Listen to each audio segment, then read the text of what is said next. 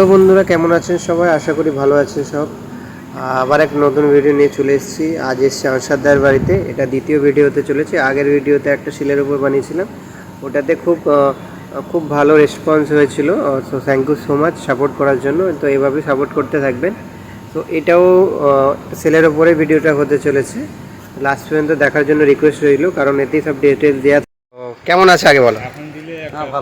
তো আগের বারে তো ভিডিওটা বানালাম, তো কেমন কি লাগলো? মানে কাস্টমার এসেছিল কোথা থেকে? ভালো, সবাই মোটামুটি কম বেশি এখনো কমে চাইছে তাদের বাচ্চা। আচ্ছা, তো বাচ্চা উপস্থিত আমার এই মুহূর্তে দেওয়ার মতন নেই হ্যাঁ। এবং দেবো না, মানে বাচ্চা আমি ওড়াবো, ঠিক আছে? আচ্ছা। শীতকালে ওড়াবো বলে রেখে দিয়েছি।